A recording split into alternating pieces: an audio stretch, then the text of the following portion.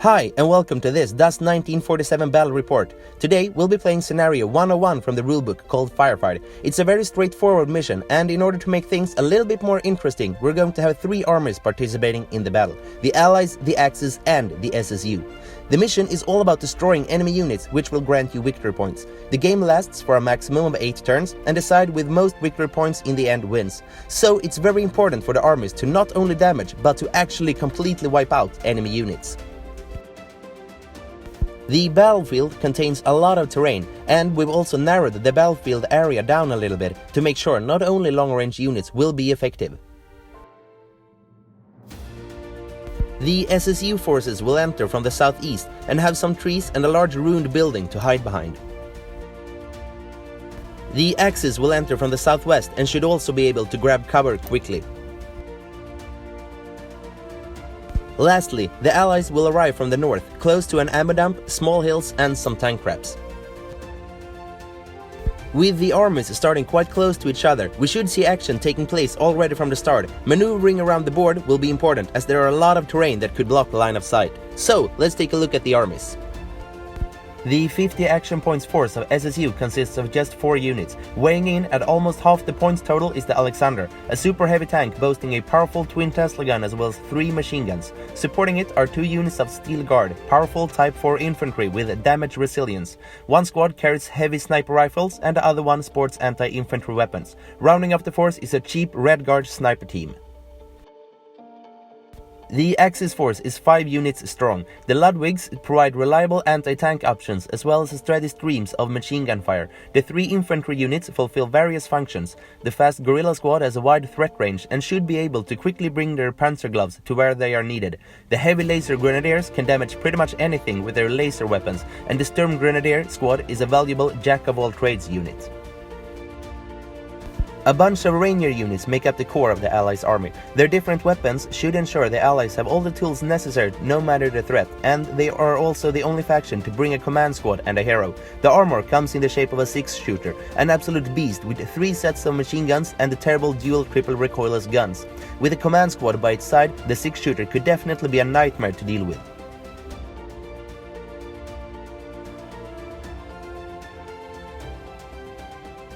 Turn 1 saw the Axis winning priority, and since the SSU scored the worst, they were forced to go first. And so, the Steel Guard assault squad moved onto the board and quickly took cover behind a ruined building, blocking them from enemy line of sights.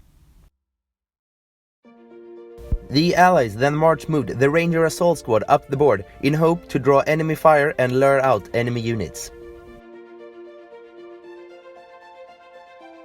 Taking the bait, the Axis had the heavy laser grenadiers move up behind some cover before opening fire on the Rangers with their lasers. Glowing laser beams crossed the open ground as the lasers hit home, and thanks to the laser special rule, a total of 4 hits were scored. Only a single Ranger was killed though, after cover saves had been made. The SSU then brought on their Red Army sniper team and had them move up behind some trees before leveling their long-range sniper rifles at the Rangers. Unfortunately though, both shots flew wide. Not wanting the precious Ludwigs to enter yet, the Axis chose to activate the Sturm Grenadiers, who moved up into a ruined building. The Ranger combat squad moved into the ammo dump behind some crates and prepared to fire back at the heavy laser grenadiers. Sadly, their aim didn't match their eagerness though, as all of their shots missed horribly. The 3rd unit to enter for the SSU was the Steel Guard sniper team. They stayed way back and fired at the Sturm Grenadiers.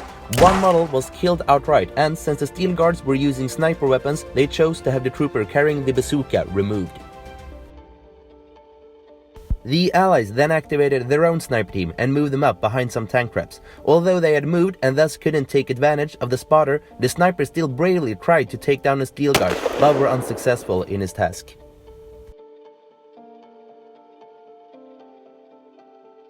The guerrillas were up next, and they chose to take up a central position, setting themselves up for a hopefully devastating charge next turn.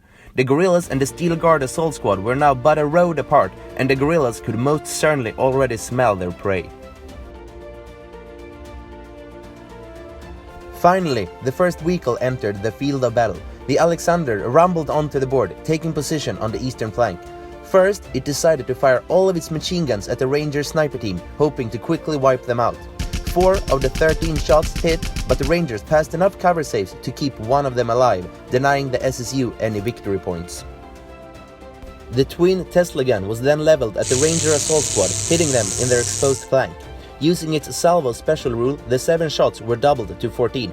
Annoyingly though, a single Ranger survived that volley too. The unit was, however, now both stunned and suppressed. Next, the massive hulk of the 6-shooter heavy destroyer walker could be seen moving up behind the Rangers. The machine guns had a clear line of sight to the heavy laser grenadiers in front of it, and so unloaded 12 shots into them.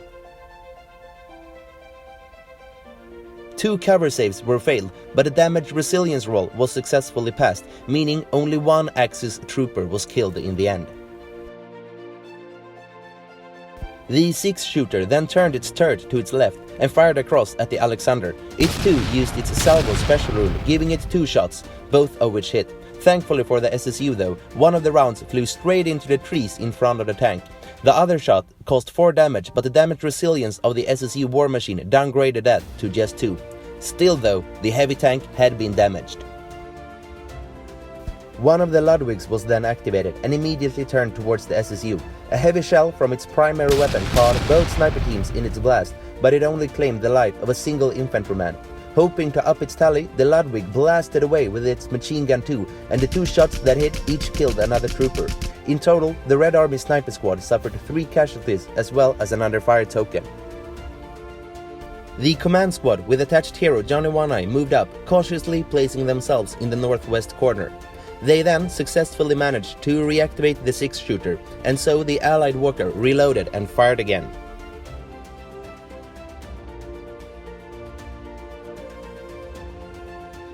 The heavy laser grenadiers were thus subjected to another barrage, but this time the damage resilience afforded by their warsuits prevented them from taking any further casualties. Lastly, the single shot aimed at Alexander missed this time around. Another one of the Axis Ludwigs stomped onto the board next to the other one. It opted to fire at the Alexander, but unfortunately it missed its target. And with that shot, turn 1 was over. The SSU have focused on firing and not moving, meaning they are still rather close to their entry point. The exception, of course, being the Steel Guard assault squad, which is biding its time in the ruins up ahead. The 3 other units have already suffered tokens and damage, but overall their current positions looks fine. The Allies units are spread out across the northern side, and that split up could mean units might get isolated and destroyed. However, the positioning also means they are able to find fire lines to most enemy targets. Hopefully, the command squad can keep up reactivating the 6-shooter. The Axis have moved both their Ludwigs towards the SSU, trying as best as possible to both put pressure on them as well as keeping away from the 6-shooter. The Guerrilla Squad's central position means they will be a very interesting unit to follow next turn. Since no units have been completely destroyed yet, no side has scored any victory points. Turn 2 saw the Allies winning the priority role, whilst the Axis claimed second place, forcing the SSU to go last. For the 3rd time this battle, the 6-shooter powered up and readied its weapon. Trying to shield itself from the Alexander heavy tank on the west flank, it moved to put some trees behind them and leveled its guns at the Axis forces. The machine guns switched from the heavy laser grenadiers and zeroed in on the Sturm grenadiers instead. Type 2 infantry meant more dice, and the barrage of bullets killed 2 Axis troopers and suppressed the unit. The dual triple recoilless guns, having been reloaded earlier, fired another salvo, this time at one of the Ludwigs. 2 shots hit, and as no cover saves were passed, the Axis walker was reduced to pieces of broken metal. Thus, the Allies became the first side to secure victory points, gaining 12 points for destroying the Ludwig. Instead of quietly mourning its dead brother, the other Ludwig activated and prepared for revenge. First, it sent a burst of machine gun fire at the Red Guard sniper team. The 3 hits were enough to kill the remaining 2 models, meaning the Axis scored 5 victory points. The Ludwig then turned its torso towards the 6-shooter, bringing the Allied Walker within line of sight of its anti-tank guns. Thanks to sustained fire granted from not moving, the single shot hit home. Although vehicle type 6 means even anti-tank guns struggled to penetrate the armor, the shot hit and at least caused 3 points of damage, as well as forcing an under-fire token. Next up was the Alexander. It first rolled away its token and then stayed put in order to maximize its fire output.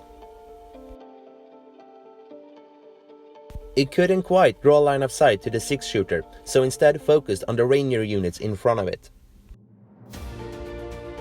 2 of its machine guns were aimed at the lone sniper behind the tank traps, and the 3 hits were enough to kill the Ranger, whom only managed to pass a single cover save.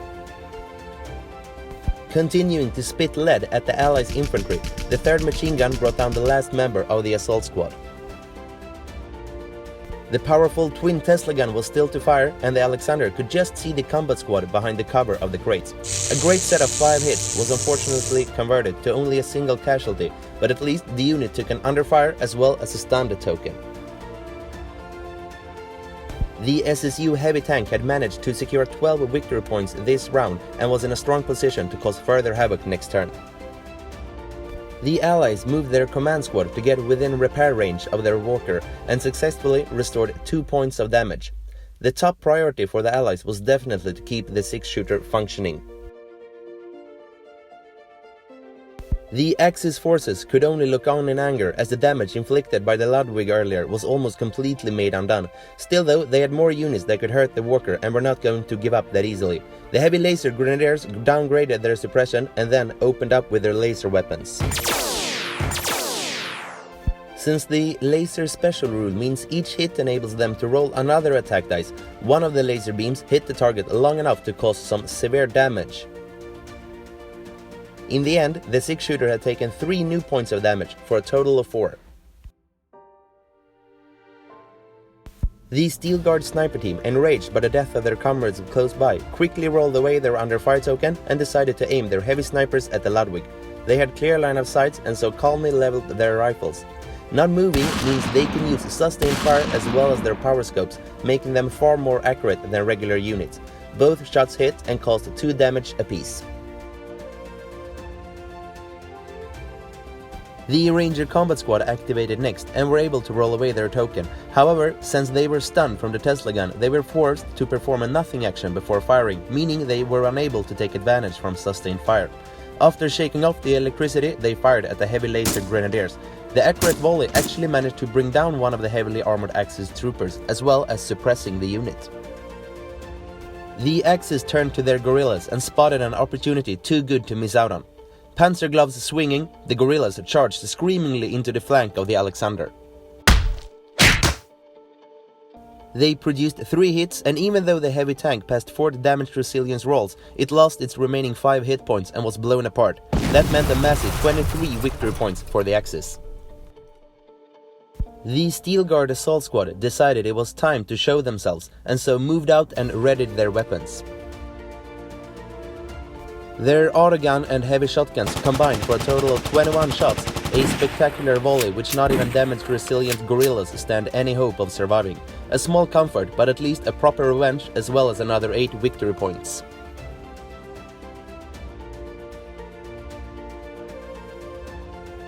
The last unit to activate was the Sturm Grenadiers, who didn't manage to roll away their suppression. That left them with a single action, and so they simply moved up a bit to try to help out the heavy laser grenadier. With that, turn 2 was over. The SSU suffered greatly in turn 2. Their regular infantry squad had been wiped out and, more importantly, their armored support had been destroyed. They still have 2 fully functioning units of Steel Guard though, which are in no regard soft units. Everything on the Allies' east flank was now gone, having been killed by the Alexander, but they still maintain a strong position in the northwest corner though, and as long as the command squad can continue to support the 6-shooter, they should be fine. The Axis side have their units split up and look a bit thin on the ground. They are down to 4 models and they stand a high risk of being wiped out soon, but as long as they can keep securing victory points, they could still win the game. Destroying the SSU heavy tank has seen the Axis sailing to an impressive score of victory points, but the SSU are close behind. The Allies, though, definitely need to up their tally next turn. Turn 3 saw the Allies winning the initiative role yet again, and the SSU were forced to go last. And so, once more, the damaged but still deadly 6-shooter activated. It downgraded its suppression to under fire, which gave it 2 actions. First, it moved up to get into a better firing position, and then split its machine gun fire between the depleted squads of heavy laser grenadiers and the Sturm grenadiers. The Allies hoped to wipe out both enemy squads, but the ambitious plan unfortunately didn't work. The machine guns targeting the laser grenadier failed to kill the last trooper, meaning no victory points were scored. And worse still, despite hitting the Sturm grenadiers 3 times, the cover saved them from annihilation too. In a desperate hunt for victory points, the main gun turned towards the remaining Ludwig. Both shots hit, and as the Axis only managed to pass one of the cover save rolls, the 6-shooter was able to claim the mechanical life of the Axis Walker. That meant 12 very much needed points for the Allies. Next, the Steel Guard sniper team saw an opportunity to steal victory points from the Allies, and so moved up a bit to secure a line of sight to the heavy laser grenadiers. After making calibrations, they fired their heavy snipers along the road. One of the shots hit, and as the line of fire wasn't obstructed by anything, the sniper shot didn't allow any infantry save. The lone trooper failed its damage resilience too, meaning 10 victory points for the SSU. The Axis turned towards their single surviving model, the unit leader of the Sturm Grenadiers. He decided to attempt the last heroic effort, and so, after successfully rolling away his suppression, aimed his Panzerfaust at the 6-shooter. The initial shot missed, but thanks to staying still, he could take advantage of sustained fire, and the reroll managed to hit. That single shot was just strong enough to remove the final hit points of the Allied Walker. The lone trooper would most certainly die soon, but at least he would go down as a true Axis hero, with his action securing a staggering 19 victory points. Taken aback from what had just happened, the Allies activated the Ranger Combat Squad. They moved into a better firing position and were then given the order to execute the annoying Axis unit leader. Their automatic rifles accomplished the task, awarding the Allies 8 victory points, perhaps a small comfort after losing the 6-shooter, but at least some kind of revenge. The Steel Guard Assault Squad, having no viable targets, march moved towards the remaining Allied units. The Ranger Command Squad was desperately out of position by now and addressed this issue by march moving eastwards to join forces with the last shattered elements of the once proud Ranger army, readying themselves for the SSU forces. Turn 3 had been absolutely brutal, with the Axis force being completely wiped out. With all vehicles destroyed, the battle had boiled down to Ranger units versus Steel Guard. The number advantage was with the Allies, but the SSU definitely had higher quality troops. Most likely, winning priority would be key. With that, both sides gritted their teeth and prepared for next turn. Although having no models left on the battlefield, the Axis was currently in the lead. However, enough victory points was still on the board in order for both the Allies and the SSU to win them the game. The SSU forces won the crucial roll-up for priority, and they immediately turned to the Steel Guard sniper team. Pushing their mechanical legs to the limit, the unit managed to secure a strong position in the ruins, providing them with a brilliant field of fire. Pondering over how to best support the other Steel Guard squad down below, they eventually opted to fire at the command squad and zeroed in on the commander with their snipers. One sniper shot hit, killing the commander outright and also denying the Allies of their ability to reactivate units. The Allies decided to use the combat squad as bait and move them forwards with the hope of drawing the Steel Guard assault squad into open ground. They also took a few potshots at the enemy sniper team, and they actually managed to bring down one of the models.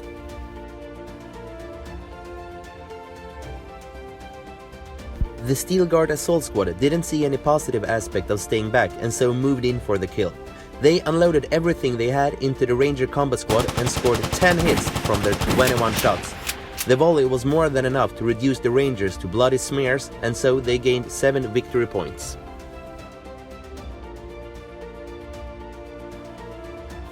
With the Steel Guard squad now in the open, the command squad moved towards them after first clearing away their under fire token. The hero Johnny One-Eye was attached to the unit, and he decided to boost their efforts by using his once in a battle special rule Fighting Spirits. Johnny One-Eye fired his machine gun first, and his initial 2 shots hit. His expertise enables him to roll again for new hits, which added another hit to his tally. The rest of the unit then opened up and managed 4 hits thanks to Fighting Spirits. The sturdy Steel Guard pass armor saves on anything but target symbols, and even then have damaged resilience to rely upon. In the end, 1 SSU trooper was killed by the barrage. Turn 4 was over, and both sides had been reduced to even fewer troopers than before. There were now 3 Steel Guard models against 5 Rangers, with one of them being a hero. He could, of course, help the command squad to soak up wounds, but their own weaponry was not ideal for fighting level 4 infantry. The Axis were still in the lead, but the SSU had reduced the gap to just 9 points, so the game was still most definitely up in the air.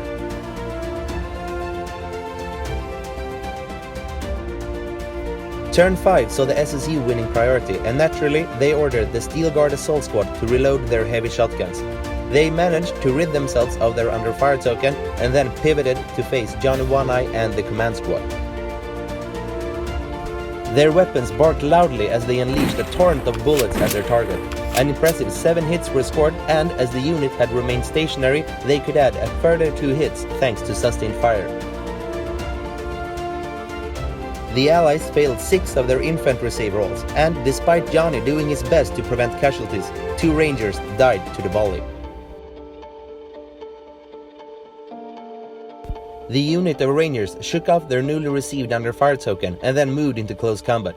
As they went in, they fired their weapons and managed to score 2 hits. Normally, a measly 2 hits wouldn't be enough to bring down any Steel Guard models, but thanks to poor rolls, the desperate fire actually managed to pierce the thick armor and kill one of the SSU veterans.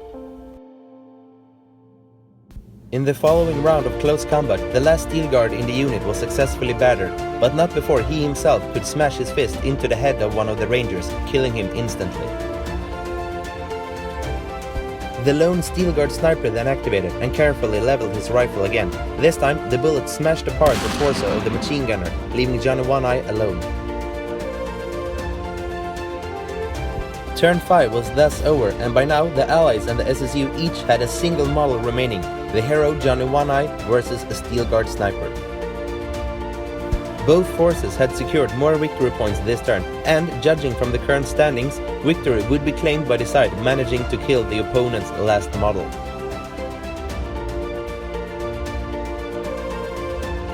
The pivotal priority roll was won by the SSU, and the Steel Guard sniper was able to go first. Breathing a sigh of relief, he prepared to fire his weapon one final time. He slowly exhaled and pulled the trigger, sending a bullet straight into the head of the Allies' hero, awarding the SSU another 6 victory points and winning them the game in a highly dramatic fashion. The final score was 55 victory points for the SSU, 47 for the Axis and 45 for the Allies. Without a doubt, this had been a very even affair, with the battle being decided with the final shot of the game. The SSU had narrowly managed to grab a victory in their first engagement on the channel. Now, let's briefly go over the army compositions. The Allied force performed rather well, and as always the 6-shooter was brilliant. It took down 2 Ludwigs and killed several infantry models. They did, however, make some questionable tactical decisions, such as placing the Ranger assault squad and the sniper team too close to the SSU forces, meaning they were carelessly thrown away before being able to contribute very much to the battle. The Axis units had mixed success. The guerrilla charge was both dramatic and effective when they destroyed the SSU heavy tank.